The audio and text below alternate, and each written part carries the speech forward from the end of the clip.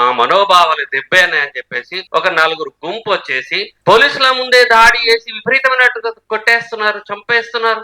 రోడ్ల మీద వెళ్తుంటే చంపేస్తున్నారు, ట్రైన్లో వెళ్తుంటే చంపేస్తున్నారు, పని చేస్తున్నట్టు ప్లేసుల్లోకి వచ్చి చంపేస్తున్నారు, మన వాడల్లోకి చొరబడి గుర్లు తగలబెట్టేస్తున్నట్టు దుర్మార్గమైన పరిస్థితున్నది. ఇంత దుర్మార్గమైన పరిస్థితిని లక్షలాది మందిగా, వేలాది మందిగా సమీకరించబడి మాట్లాడుకోవాల్సినటువంటి అంశాలు కొద్ది మందికే, ఒక చిన్న రూమ్కే పరిమితమైనటువంటి ఒక దయనీయ స్థితిలో ఉన్నాం.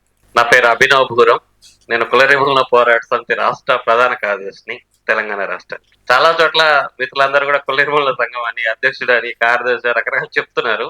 చాలా సన్నిహితంగా నాతో ఉన్నవాళ్ళు, నా కార్యక్రమాలు చూస్తున్నటువంటి వాళ్ళు కూడా మాట్లాడుతున్నారు. సారీ కాదు, మనుషుల్ని మనం గుర్తించుకోవడం, గుర్తు పెట్టుకోవడం ఎంత అవసరమో ఇప్పుడే మీరు దామోదర్ గారి గురించి చెప్పడం ద్వారా తెలుస్తున్నది. పరిచయాలు స్పష్టంగా లేకపోతే, వాళ్ళు చేస్తున్న కార్యాచరణ మీద మనం సరైనటువంటి పరిశీలన చేసి సమాజానికి పరిచయం చేయకపోతే, వాళ్ళ కార్యాచరణ అంతా, వాళ్ళ ఆలోచనలు అన్ని కూడా సరిగ్గా ప్రజలకు చేరవు. మీరు అట్లా దామోదర్ గారి గురించి చేసిన పరిచయాన్ని చూసి నేను ఇక్కడ ఖచ్చితంగా రావాలనుకున్నాను, సిద్దిపేట నుంచి. అది ఒక కారణం. ఇక్కడికి వచ్చిన తర్వాత సాంబశివరావు సార్ కానీ మిగతా సార్లు అందరూ కూడా చేసిన పరిచయం చాలా గొప్పగా ఉంది. మీరు తీసుకున్న టైము ఇక్కడ అది ఆయన్ని పూర్తిగా ఆవిష్కరించడానికి అనుగుణంగా లేదు అనేది నేను చాలా ఫీల్ అయినా. అబ్బా, చాలా విషయాలు ఖచ్చితంగా తెలుసుకోవాల్సి ఉన్నాయి, తర్వాత మనం తెలుసుకోవాల్సిన అవసరం ఉంది. ఆయన వేరే ప్రాంతం నుంచి వచ్చి ఇక్కడ ఆయన ప్రాంతం కానీ, భాష కానీ ఏదైనా అడ్డం కాలేదు. అక్కడ ఉన్నటువంటి సామాజిక పరిస్థితిని అర్థం చేసుకొని వాటి మీద స్పందించి వాటిని పరిష్కారం కోసం చేయగలిగినటువంటి దారిని ఎన్నుకొని చాలా పద్ధతిగా చేసినారు. దానికి అవసరమైన సహకారం అంతా కూడా తీసుకున్నటువంటి శక్తులు ఇక్కడ ఉన్నాయి. వీళ్ళందరూ తీసుకొని వెళ్ళినారు. అక్కడ రెండు విషయాలు అర్థమైనాయి. భాష అంటే మనం చాలా చాలా డిగ్రీలు చదువుతాం, ఆ డిగ్రీలే కాకుండా బహుభాష నేర్చుకోవడం చాలా అవసరం అనేది అర్థమైంది. అది ఇతర రాష్ట్రాల్లో మనకు సరైనటువంటి స్నేహ సంబంధాలు ఉండడం ద్వారా అది సాధ్యమవుతుందని ఉంది. మన పరిచయాల్ని కుదించుకోవడం, మన భాష పరిజ్ఞానాన్ని కుదించుకోవడం కాకుండా అది విస్తృతంగా చేసుకోవాలని ఒకటి. ఇంకా ముఖ్యమైన కారణం ఏంటంటే, మనం నమ్మిన దాన్ని, సత్యమని విశ్వసించిన దాన్ని అవతల వాడు ఎంతటి క్రూరమైనటువంటి దాడులు చేసేవాడైనా సరే, ఎంత బలవంతుడైనా సరే, ఎలాంటి అననుకూల పరిస్థితుల్లోనైనా సరే నువ్వు నమ్మిన దాన్ని చెప్పడం, దాన్ని ప్రశ్నిస్తూ దాడి చేసేవాడు వస్తే ధిక్కరించి ధైర్యంగా నిలబడనటువంటి అవసరం కనుక, అలాంటి దాడులకు గురవుతూ మీరు ఎలాంటి దాడులు చేసినా సరే నేను ధిక్కరిస్తూనే ఉంటాను, నా స్వరాన్ని వినిపిస్తూనే ఉంటానని ధైర్యంగా నిలబడ్డట్టు సారన్నకు సంఘీభావంగా కుల నిర్మూలన పోరాట సమితి, అభినవ్ ఖచ్చితంగా వ్యక్తిగతంగా సంస్థగా నిలబడతామని చెప్పడం కోసం ఇక్కడికి వచ్చాం.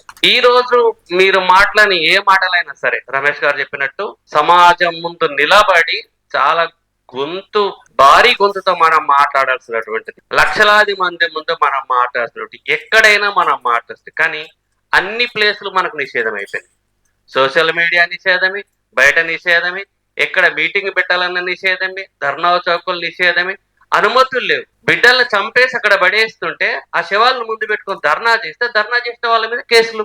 మమ్మల్ని కులం పేరుతో తిట్టి, మతం పేరుతో తిట్టి, ఊరు వేడతల బయటి మా బిడ్డలను అత్యాచారం చేసి, మమ్మల్ని గుళ్ళోకి రానియకుండా, బళ్ళోకి రానియకుండా, చదువుకున్న చోట కూడా ప్రాణాలు తీసుకునేటువంటి స్థితికి నెట్టేసినటువంటి వాళ్ళ గురించి, అందుకు ఆధారంగా ఉన్నటువంటి హిందుత్వ భావజాలం గురించి, ఈ సనాతన ధర్మాన్ని సనాతన ధర్మం వెనుకున్నట్టు కుట్రల గురించి మాట్లాడుతుంటే మా మనోభావాలు దెబ్బేనాయని చెప్పేసి ఒక నలుగురు గుంపు వచ్చేసి పోలీసుల ముందే దాడి చేసి విపరీతమైనట్టుగా కొట్టేస్తున్నారు, చంపేస్తున్నారు, రోడ్ల మీద వెళ్తుంటే చంపేస్తున్నారు, ట్రైన్లో వెళ్తుంటే చంపేస్తున్నారు, పని చేస్తున్నట్టు ప్లేసుల్లోకి వచ్చి చంపేస్తున్నారు, మన వాడల్లోకి చొరబడి గుర్లు తగలబెట్టేస్తున్నట్టు దుర్మార్గమైన పరిస్థితున్నది. ఇంత దుర్మార్గమైన పరిస్థితిని లక్షలాది మందిగా, వేలాది మందిగా సమీకరించబడి మాట్లాడుకోవాల్సినటువంటి అంశాలు కొద్ది మందికే, ఒక చిన్న రూమ్కే పరిమితమైనటువంటి ఒక దయనీయ స్థితిలో ఉన్నాం. ఇక్కడికి వచ్చిన తర్వాత నేనైతే చాలా ఇన్స్పైర్ అయినా. మేము అందరినీ పేర్లు వినడం తప్ప స్వయంగా చూడటము, వేదిక పంచుకోవడం అనేటువంటి ఇప్పుడు జరుగుతుంది. ఇంకా చాలా సంతోషంగా ఉంది. వేదిక మీద కానీ, వేదిక ముందు కానీ ఉన్న వాళ్ళలో 60 ఏళ్ళు దగ్గరగా ఉన్న వాళ్ళు, దాటిన వాళ్ళు ఎక్కువ మంది కనిపిస్తూ ఉన్నారు. నేనే చాలా వయసు అయిపోతుంది అనుకుంటా ఉన్నా. నాకంటే చిన్న వాళ్ళు నలుగురు కనిపిస్తే బాగుండేది, చాలా ఉత్సాహంగా వాళ్ళ దగ్గరికి వెళ్ళి వాళ్ళు కొంత ప్రోగ్రెసివ్ గా కనిపిస్తే వాళ్ళని హత్తుకొని 4 విషయాలు చెప్పడానికి ప్రయత్నం చేస్తున్నాం, వాళ్ళ నుంచి వినడానికి ప్రయత్నం చేస్తున్నాం. విద్యార్థులుగా ఉన్నటువంటి వాళ్ళు, యువజనులుగా ఉన్నట్టు తక్కువ మంది కనిపిస్తున్నారు. ఈ ఎక్కువ మందికి సంబంధించిన విషయాలు కూడా నాకు బాగా అర్థమవుతుంది. నేను గ్రామాల్లో కూడా చూస్తున్నా. చాతగాని ముసలోళ్ళు కట్టెలు గిట్లు పట్టుకొని వచ్చి మేము చెప్పేది శ్రద్ధగా వింటున్నారు. చాలా ధైర్యంగా మాట్లాడుతున్నారు. ధిక్కరిస్తూ ఎవడో చేస్తాడు, చంపేస్తాడు వాడు, చంపుతాడు చూద్దాం ఎవడాడని చెప్పి వాడు ఎంత బలవంతుడైనా సరే రాజ్యమైనా ధిక్కార స్వరంతో మాట్లాడుతున్నారు. అంటే ఈ 60 ఏళ్ళు ఉన్నటువంటి వాళ్ళు ఒక 40 ఏళ్ల క్రితం అంటే ఒక 20+ లో ఉన్న వయసులో ఉన్నప్పుడు అప్పుడున్న సమాజంలో అమలవుతున్నటువంటి దోపిడీ, కులపీడన, ఇతర అనేక అణిచివేత విధానాలు అన్నిటినీ, అన్యాయాల్ని ప్రశ్నిస్తూ అర్థం చేసుకొని మనం ఈ పీడనంలో భాగం కాకూడదు, దీన్ని ప్రశ్నించే కాడు ఉండాలి.